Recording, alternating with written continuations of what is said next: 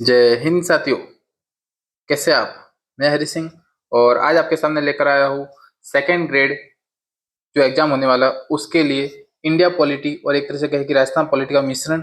और ये कुछ क्वेश्चंस है, टोटल 20 प्रश्न है। और इन 20 प्रश्नों में से इतने अधिकतर प्रश्न ऐसे हैं जो आपने बहुत कम देखे होंगे, या कह सकते हैं कि ये प्रश्न हर जगह नहीं मिलते, क्योंकि मैंने बहुत ही खास जगह से, अलग अलग जगह से इकट्ठा करके और खुद मैंने उस नोट्स में से बनाकर आपके सामने ये प्रश्न लेकर आया हूँ।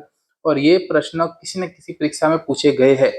आपको ये ध्यान रखना है कि ये PYQ है। क्या है? ये PYQ है। और ये प्रश्न किसी न किसी परीक्षा में पूछे गए। मान लीजिए यूपी के अंदर पूछे गए, MP के अंदर पूछे गए, दिल्ली के अंदर पूछे गए। ठीक है, तो ये प्रश्न इंपॉर्टेंट है, क्योंकि बहुत बार एग्जामिनर अपने आसपास के राज्यों से कुछ प्रश्न होते हैं जो उनके एग्जाम में पूछे। मान लीजिए कि यूपी और MP के अंदर सेकंड ग्रेड का एग्जाम हुआ और उसके अंदर यदि इंडिया पॉलिटी के कुछ प्रश्न पूछे गए तो ठीक वही प्रश्न अपने को दे देते बहुत बार।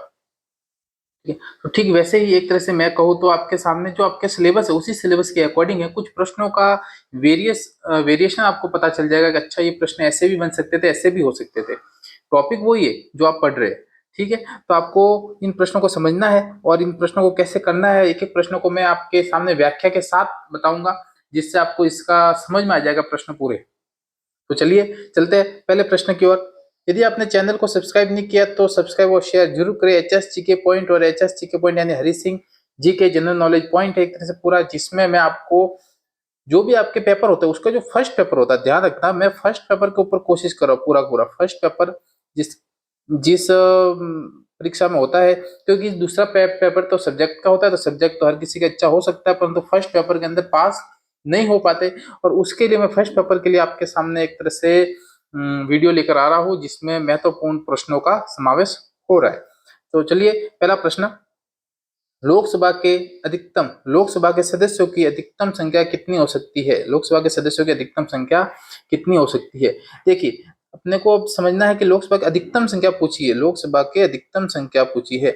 यदि निर्वाचित पूछे तो 545 होते, अधिकतम पूछे तो 552 552 होती है जो अधिकतम संख्या होती है। 552 होती है अधिकतम संख्या होती है। ध्यान रखना, लोकसभा की अधिकतम संख्या 552 सदस्य हो सकते हैं। और ध्यान, इसमें 530 सदस्य होते हैं जो राज्यों का प्रतिनिधित्व करते हैं। 20 सदस्य ऐसे होते हैं जो केंद्र शासित प्रदेशों का प्रतिनिधित्व करते हैं। दो सदस्य आपको पता होगा एंग्लो इंडियन थे, और जो 2019 में इसको समाप्त कर दिया था 2 सदस्यों को, तो वो भी अपने को याद में रखना है। ठीक है, तो चलिए इससे संबंधित कुछ अपन देखते हैं फैक्ट्स कि क्या क्या है। तो ये इसका उत्तर है। अब मैंने बहुत ही अच्छी तरह से इसको डेकोरेट किया है एक तरह से कि आपको समझ में आ जाए हर प्रश्न। तो इसका उत्तर कितना है? 552 है। ये देखिए अधिकतम संख्या 552 हो सकती है। कितने कितने सदस्य शामिल है? तो 530 सदस्य ऐसे जो राज्यों का प्रतिनिधित्व करेंगे, 20 सदस्य ऐसे हैं जो केंद्र शासित प्रदेशों का प्रतिनिधित्व करेंगे। ध्यान रखना, 20 सदस्य केंद्र शासित प्रदेशों का प्रतिनिधित्व, 2 सदस्य ऐसे जो एंग्लो इंडियन समुदाय से नामित किए जाते थे। जो 104वां संविधान संशोधन, ये जो मैंने बताया था अभी आपको, 2019 में ये प्रावधान समाप्त कर दिया गया। वर्तमान में कितने सदस्य हैं? तो 543 सदस्य है लोकसभा के अंदर, वर्तमान में 543 सदस्य है। ये भी थोड़ा आपको ध्यान रखना है, कभी प्रश्न पूछ ले तो आपको लगेगा बहुत सरल है, फिर आप 545 करके आ जाएंगे, फिर 543 भी सदस्य वर्तमान में कितने? 543 है। ठीक है, चलो नेक्स्ट प्रश्न की ओर। भारत का संविधान भारत का संविधान अपना अंतिम अधिकार भारत का संविधान अपना अंतिम अधिकार किससे प्राप्त करता है? किससे प्राप्त करता है? जिसमें 4 ऑप्शन है: भारत का सर्वोच्च न्यायालय, भारत की संसद, भारत की जनता, भारत की संविधान सभा। तो बताइए आप, यदि आपको पता है तो थोड़ा आपको समझ 2-4 सेकंड देता हूँ आपको सोचने के लिए, जिससे आप अपना माइंड यूज कर सकते हैं ना? ठीक है, तो चलिए इसका आंसर क्या अपने पास, आपको ध्यान रखना होगा कि इसका आंसर क्या अपने पास? भारत की जनता। अपन कह सकते हैं भारत की जनता की जगह यहाँ पर लोग लिखे होते तो थोड़ा ठीक रहता है ना। तो मैंने लोग नहीं लिखा, ध्यान रखना, मैंने क्या लिखा है? भारत की जनता, भारत के लोग। यदि आपने प्रस्तावना को स्पष्ट रूप से पढ़ा होगा तो हम उनको उसमें लिखा हुआ, हम भारत के लोग इस संविधान को अंगीकृत, अधिनियमित, क्या है? अंगीकृत, अधिनियमित, ये कौन कहता है? ये भारत के लोग कह रहे हैं। अधिनियमित और आत्मार्पित करते हैं, ये कौन कह रहा है? ये भारत के लोग कह रहे हैं, यानी कि भारत के लोग ही इसका पूरा अंतिम अधिकार है भारत के संविधान पर। ठीक है, अंतिम अधिकार है भारत के संविधान पर, ये आपको समझना है। चलिए उसका कुछ अपन देख लेते हैं व्याख्या। ये व्याख्या मैंने लिखी है। तो इसका उत्तर क्या, भारत के लोग या जनता, दोनों आप कह सकते हैं। संविधान अपनी शक्ति जनता से प्राप्त करता है, समझना है अपने को। जनता के नाम पर प्रख्यापित करता है, नहीं जनता के नाम पर ही ये पूरा शक्ति अपने चलती है। प्रस्तावना से स्पष्ट है कि जिसमें कहा गया हम भारत के लोग इस संविधान को अंगीकृत, अधिनियमित और आत्मार्पित करते हैं।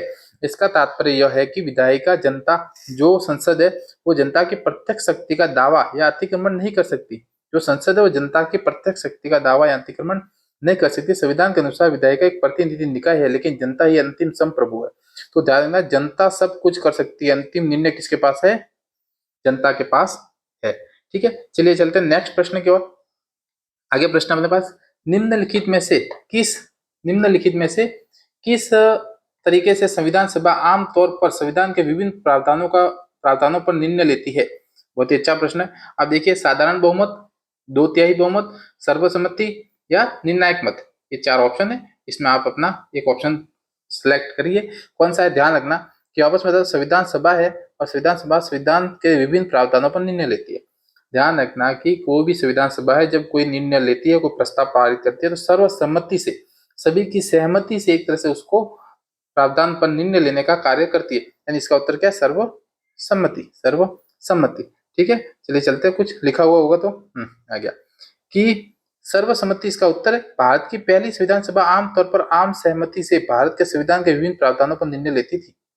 ठीक है, ये आपको समझना है। फिर नेक्स्ट प्रश्न हमारे पास एक ही पेज के ऊपर, जनता का कोई भी सदस्य या लोगों का समूह पीड़ित व्यक्ति की ओर से मौलिक अधिकारों की रक्षा के लिए न्यायालय का दरवाजा खटखटा सकता है, इसे क्या कहते हैं। इसमें 4 ऑप्शन है, जनहित याचिका का सिद्धांत, पृथक्करण का सिद्धांत, वास्तविक प्रभाव का सिद्धांत या उपरोक्त में से कोई नहीं। वापस में बोल देता हूँ, प्रश्न क्या है। तो जनता का कोई भी सदस्य या लोगों का समूह पीड़ित व्यक्ति की ओर से अपने मौलिक अधिकारों की रक्षा के लिए न्यायालय का दरवाजा खटखटा सकता है, इसे क्या कहते हैं। इसे कहते हैं जनहित याचिका। क्या कहते हैं इसको, जनहित याचिका। ध्यान रखना, न्यायालय का दरवाजा खटखटाना मौलिक अधिकारों के लिए एक जनहित याचिका का सिद्धांत है। चलिए इसके बारे में कुछ अपन पढ़ लेते हैं। तो ये जनहित याचिका है और इसमें क्या लिखा हुआ है, जनहित याचिका पब्लिक इंटरेस्ट लिटिगेशन, PIL का सिद्धांत है। जनहित याचिका का सिद्धांत, जब कोई व्यक्ति या संगठन समाज के किसी वर्ग या आम जनता के हित के लिए न्यायालय में याचिका दायर करता है, भले ही उसका सीधा व्यक्तिगत हित न हो, इसको बोलते हैं जनहित याचिका। यानी कि लोगों के हित के लिए है, कोई भी व्यक्तिगत हित नहीं होता है। कुछ उत्पत्ति इसके बारे में लिखी मैंने, तो कहते हैं भारत में जनहित याचिका का सिद्धांत 1970 के दशक में आया था और 1980 के दशक में इसकी शुरुआत हो गई थी। ठीक है, इसे सर्वप्रथम न्यायमूर्ति PN भगवती और VR कृष्ण अय्यर ने आगे बढ़ाया। समाज के गरीब, वंचित, अशिक्षित व कमजोर वर्गों को न्याय दिलाना इसका उद्देश्य था। आगे और है कि जब प्रभावित व्यक्ति न्यायालय जाने में सक्षम न हो, तब कोई भी व्यक्ति या संगठन उसकी ओर से याचिका दायर कर सकता है। इसी को जनहित याचिका कहते हैं। इसी को जनहित याचिका कहते हैं। प्रमुख मामले भी है, ध्यान रखना, इन 2 मामलों के अंदर प्रश्न पूछा गया कि ये मामले किससे संबंधित है, तो ये है अपने जनहित याचिका सिद्धांत से संबंधित है। हुसनेरा खातून बनाम बिहार राज्य के अंदर हुसनेरा खातून, इन दोनों के मध्य का एक तरह से विवाद है ना। 1979 के अंदर जेलों में अंडर ट्रायल कैदियों के अधिकारों की रक्षा के लिए, देखो कैदी खुद तो जा नहीं सकते थे, इसलिए उसके लिए हुसनेरा खातून ने बिहार राज्य के खिलाफ एक तरह से अपना याचिका दायर की थी, जनहित याचिका। और वो बोलते अपन हुसनेरा खातून बनाम बिहार राज्य 1979, जेलों में अंडर ट्रायल कैदियों की रक्षा के लिए, ये प्रश्न भी पूछा गया है। ठीक है, फिर कहते हैं एसपी गुप्ता बनाम भारत संघ 1981, इसे भारत में PIL का सबसे बड़ा मामला माना जाता है, ये भी समझना आप, यदि प्रश्न पूछा जाए। SP गुप्ता बनाम भारत संघ 1981, इसे भारत में PIL यानी जनहित याचिका का सबसे बड़ा मामला माना जाता है। ठीक है, चलिए आगे चलते अपन क्वेश्चन नंबर 5 की ओर। अधिकारों का विधेयक, प्रश्न कौन सा है, अधिकारों का विधेयक व न्यायिक समीक्षा निम्नलिखित में से किस देश के संविधान की विशेषता है, किस देश के संविधान की विशेषता है। जिसमें 4 ऑप्शन है, USA, UK, जर्मनी और ऑस्ट्रेलिया। आपको समझ पता होगा, अधिकारों का विधेयक, अधिकारों का कानून और न्यायिक समीक्षा, ये दोनों USA से लिए गए। कहाँ से लिए गए, USA से। ठीक है, ये इसका टिप्पणी थोड़ी लिखी है मैंने। अधिकारों का विधेयक व न्यायिक समीक्षा संयुक्त राज्य अमेरिका के संविधान से लिया गया, USA से लिया गया। ठीक है, आपको याद है ना, USA से न्यायिक समीक्षा वो दोनों लिए गए। ठीक है, आगे चलते हैं अपन। निम्नलिखित में से किसने भारत की आधुनिक अवधारणा पेश की? किसने भारत की आधुनिक अवधारणा पेश की? अब देखिए, भारत की आधुनिक अवधारणा का मतलब क्या है? कहते हैं कि अभी जो वर्तमान में चल रहा है अपने पास, वो क्या है? वो एक तरह से आधुनिक अवधारणा है। और ये किसने पेश की? देखो, मुगल थे, मुगल के बाद तो ब्रिटिश आ गए, पुर्तगाली फ्रांसीसी थे नहीं, यानी ब्रिटिशों से अपन ने सत्ता ली है, तो अपन कह सकते हैं कि ब्रिटिश थे जिन्होंने ये कार्य किया। ठीक है, ब्रिटिश क्या है इसमें? भारत में संसदीय लोकतंत्र, द्विसदनीयता, भू राजस्व, पुलिस राजस्व, राज व्यवस्था, न्यायपालिका जैसे शासन को आधुनिक अवधारणाएं अंग्रेजों द्वारा शुरू की गई। यहाँ तक कि भारतीय संविधान के प्रारूपण में भी 1935 के अधिनियम के ही अधिकांश भाग लिए गए। कहते हैं कि 2/3 भाग किसके भाग 1935 के अधिनियम के 2/3 अनुच्छेद इसमें लिए गए, ये ध्यान रखना। यानी ये कहते हैं 200 के आसपास अनुच्छेद भी लिए गए इस अपने संविधान के अंदर। यानी कहते हैं कि 1935 का भारत शासन अधिनियम जो अंग्रेजों द्वारा बनाया गया था, उसका बहुत महत्व है अपने भारत के संविधान के अंदर। ठीक है, आगे चलते हैं अपन। क्वेश्चन नंबर 7, निम्नलिखित में से कौन सा लोक सेवा समिति का कार्य है? लोक सेवा समिति का कार्य कौन सा है? कार्य है, नहीं है वो नहीं पूछा है ना। अपने को चारों ऑप्शन पढ़ने हैं, फिर आपको इसका उत्तर देना है। यह भारत के राष्ट्रपति के अधीन काम करता है और विभिन्न मंत्रालयों के लिए खाते बनाता है। यह भारत के नियंत्रक व महालेखा परीक्षक के अधीन काम करता है और खाते तैयार करता है। यह एक संसदीय समिति है और जो सरकार की गैर योजना व्यय पर रिपोर्ट देती है। यह एक संसदीय समिति है जो भारत के नियंत्रक महालेखा परीक्षक की रिपोर्ट की जांच करती है। देखो, लोक सेवा समिति पहला अपने को याद रखना क्या है? ये एक संसदीय समिति है। ठीक है, ये एक संसदीय समिति है और भारत के नियंत्रक और महालेखा परीक्षक यानी सीएजी, कैग के रिपोर्ट की जांच करता है। जो भी कैग रिपोर्ट देता है उसकी जांच कौन करता है? लोक सेवा समिति करती है। तो चलिए चलते हैं अपन प्रश्न की कुछ व्याख्या की ओर। यानी ये कहा है कि संसदीय समिति जो भारत के नियंत्रक एवं महालेखा परीक्षक की रिपोर्ट की जांच करती है। लोक सेवा समिति के भारत के नियंत्रक व महालेखा परीक्षक सीएजी की वार्षिक लेखा परीक्षक रिपोर्ट जो पेश की जाती है उसकी जांच करती है, जो राष्ट्रपति द्वारा संसद के समक्ष रखी जाती है। ध्यान रखना, सीएजी की जो वार्षिक लेखा परीक्षक की रिपोर्ट होती है वो राष्ट्रपति द्वारा संसद के समक्ष रखी जाती है। ये भी प्रश्न बन सकता है। ठीक है, ये भी प्रश्न बन सकता है और ये भी प्रश्न बन सकता है, दोनों ही प्रश्न बन सकते हैं एक ही प्रश्न के अंदर। आगे चलते, भारत में नागरिकता प्रदान करने की शक्ति निम्नलिखित में से किसके पास है? देखिए, अब बहुत ही आपको आसान प्रश्न लग रहा है। यदि आप इसका उत्तर देंगे तो क्या देंगे? राष्ट्रपति देंगे, प्रधानमंत्री नहीं देंगे। परंतु इसका उत्तर क्या अपने पास? गृह मंत्रालय के अधीन एक तरह से नागरिकता प्रदान करने की शक्ति है। ठीक है, भारत में नागरिकता प्रदान करने की शक्ति गृह मंत्रालय के अधीन आती है। और ये कौन सा अधिनियम है? तो ध्यान रखना, नागरिकता अधिनियम 1955 के अनुसार नागरिकता प्रदान करने की शक्ति भारत के गृह मंत्रालय के पास है। ये आपको जानना है, न कि राष्ट्रपति के पास। ठीक है, गृह मंत्रालय इसका उत्तर है, राइट उत्तर। आगे चलते अपन। भारतीय संविधान के भाग 4 में अनुच्छेद 43B निम्नलिखित में से किससे संबंधित है? चार ऑप्शन है अपने पास। ग्रामीण व्यापार केंद्र, सहकारी समिति, ग्राम पंचायत और वन विकास। तो ध्यान रखना आप, सहकारी समिति इसका राइट आंसर है। सहकारी समिति, और सहकारी समिति का अनुच्छेद है 43B इसका अनुच्छेद है। ठीक है, आगे चलते अपन। सहकारी समितियां भारत के संविधान 4 है, भाग 4 जो नीति निर्देश तत्व है उसमें अनुच्छेद 43B है। और राज्य सहकारी समितियों का स्वैच्छिक गठन, स्वायत्त कामकाज, लोकतांत्रिक नियंत्रण, पेशेवर प्रबंधन को बढ़ावा देने का प्रयास करना है इस अनुच्छेद का उद्देश्य। ठीक है, इस अनुच्छेद का उद्देश्य है। ध्यान रखना, स्वैच्छिक गठन कर सकते हैं अपन, कामकाज भी एकदम स्वतंत्र कर सकते हैं, लोकतांत्रिक का नियंत्रण होता है, लोकतंत्र का नियंत्रण इसके ऊपर होता है, पेशेवर प्रबंधन भी कर सकते हैं आप। ये सब इस 43B का एक तरह से भाग है। आगे चलते हैं, क्वेश्चन नंबर 10। भारत सरकार अधिनियम 1919 के अनुसार राज्य परिषद तथा विधानसभा का कार्यकाल था। 1919 में था, ध्यान रखना, अभी का नहीं पूछ रहा, ये 1919 में कार्यकाल क्या था, है ना। तो अपने को याद रखना है 5 वर्ष व 3 वर्ष। 5-3 कहाँ पर है? 5-3, ये 5 और 3 क्या है? ये 5 वर्ष तो राज्य परिषद का था और विधान परिषद का कितना था? 3 वर्ष था। ये अपने को ध्यान में रखना है, 5 और 3 वर्ष इनका था। आगे चलते हैं, इसका आंसर है अपने पास 1919 का जो अधिनियम है भारत सरकार का, उसके अनुसार राज्य परिषद का 5 वर्ष था, विधानसभा का 3 वर्ष था। तो अपन देखते हैं कि इस मामले में सर्वोच्च न्यायालय ने माना कि प्रस्तावना संविधान का अभिन्न अंग है। ये मामले बहुत ज्यादा पूछे जाते हैं, आपको समझना होगा। मामले पूछे जाते हैं, लोग याद करते नहीं है, परंतु अपने को याद करना है कि किस मामले में सर्वोच्च न्यायालय ने माना है कि प्रस्तावना संविधान का अभिन्न अंग है। यानी कहते हैं कि जितने मामले ये सब प्रस्तावना से संबंधित है, एक तरह से अपन कह सकते हैं। ठीक है, इसमें केशवानंद भारती भी है, बम्बई भी है, ये दोनों के अंदर लोग कंफ्यूज होते हैं, अधिकतर केशवानंद भारती करके आ जाते हैं। तो इसमें ध्यान रखना S R Bombay case, S R Bombay case इसका आंसर राइट है। और ऐसा बम्बई केस के अंदर एक तरह से अपन कहे कि ये माना था इसने कि संविधान का अभिन्न अंग है प्रस्तावना। एस आर बम्बई बनाम भारत संघ 1994 1994, सन याद रखना, बहुत बार सन पूछे जाते हैं। 1994 के फैसले के पैरा 248, कभी पूछे 248 पैरा में क्या लिखा है, तो कहते हैं संविधान की प्रस्तावना, संविधान की प्रस्तावना संविधान का एक अभिन्न अंग है। लोकतांत्रिक शासन व्यवस्था, संघीय ढांचा, राष्ट्र की एकता और अखंडता, धर्मनिरपेक्षता, समाजवाद, सामाजिक न्याय और न्यायिक समीक्षा की संविधान की मूलभूत विशेषता है।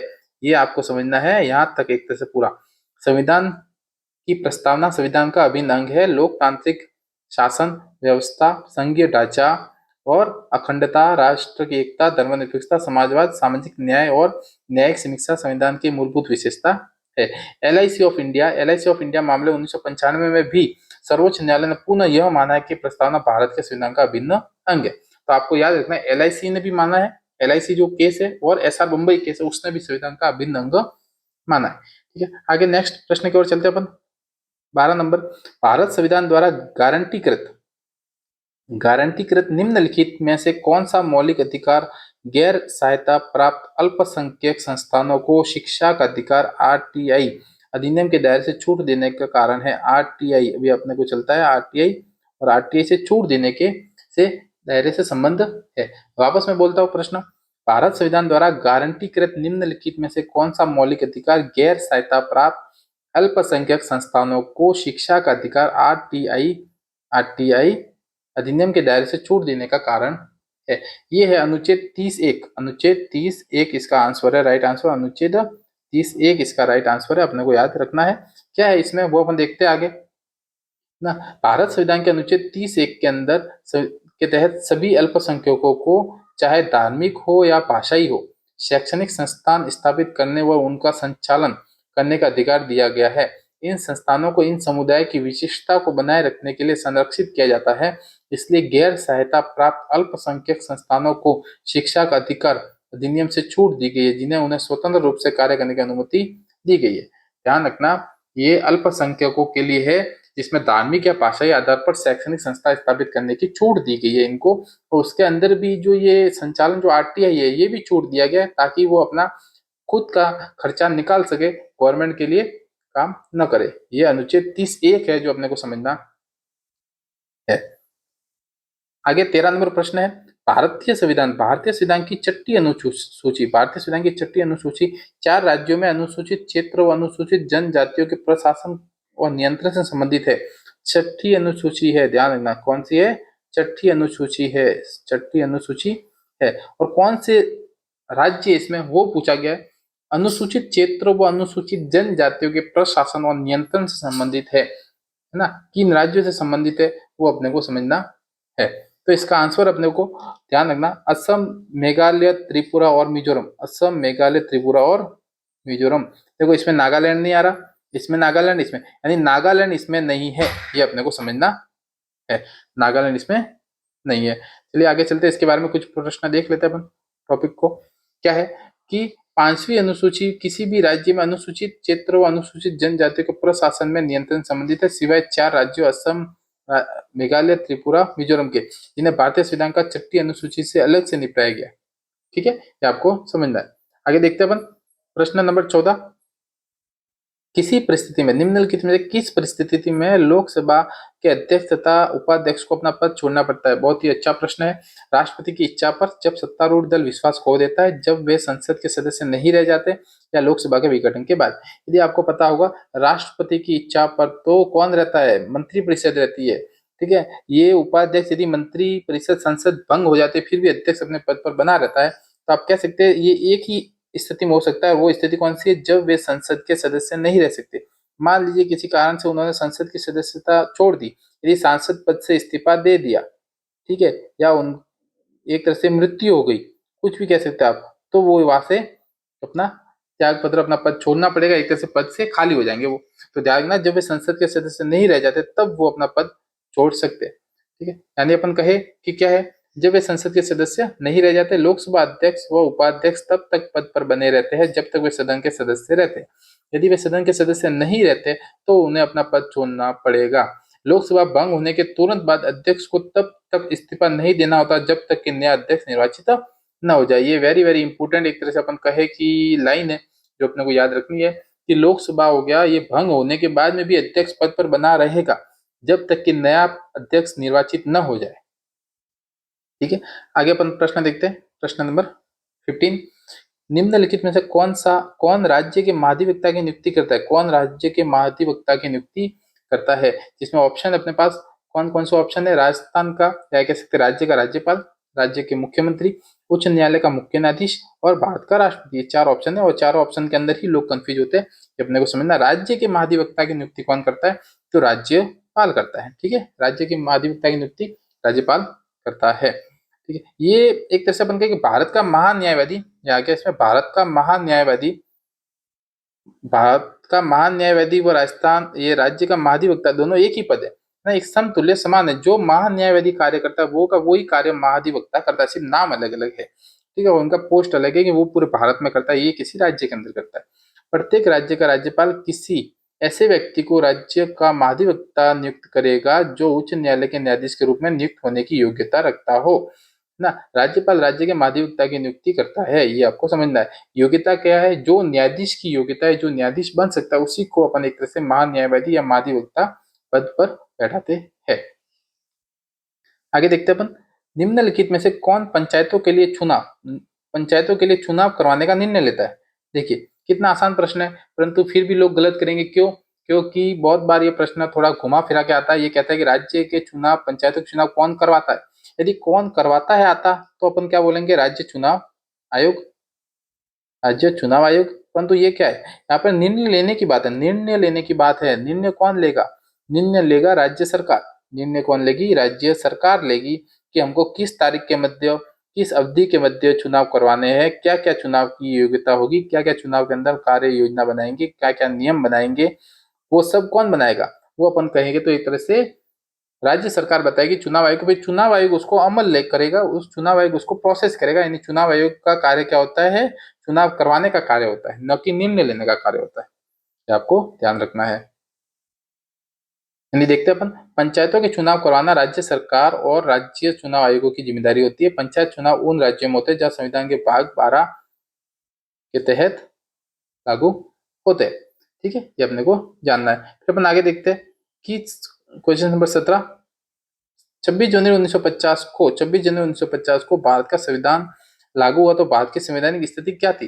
भारत की संवैधानिक स्थिति क्या थी? ये प्रश्न पूछा गया था पिछली बार फर्स्ट ग्रेड या सेकंड ग्रेड के अंदर, जो अपने को ध्यान में रखना है। 26 जनवरी 1950 को भारत का संविधान लागू हुआ तो भारत की संवैधानिक स्थिति क्या थी? एक धर्मनिरपेक्ष गणराज्य था क्या?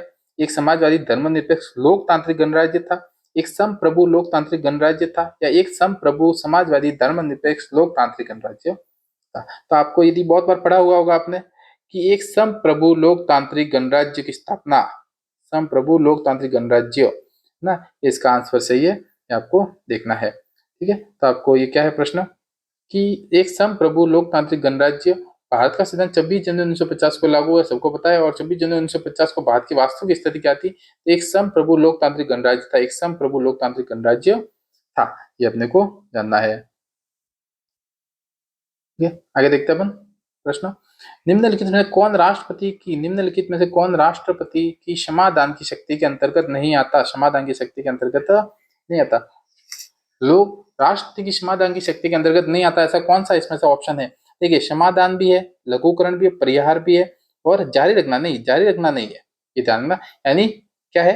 केवल 4, ये उत्तर इसका राइट है, बाकी सब इसके है, ये नहीं है इसमें। यानी अपन क्या कह सकते हैं अपन कि भारतीय संविधान, जो भारत का संविधान है, उसमें 72 अनुच्छेद, 72 अनुच्छेद के अंदर उल्लेख किया गया है कि राष्ट्रपति किसी भी अपराध के लिए दोषी ठहराए गए किसी भी व्यक्ति को क्षमा, विलंब, राहत, दंड में छूट देने या दंड को निलंबित, माफ या लघुकृत करने की शक्ति राष्ट्रपति के पास है।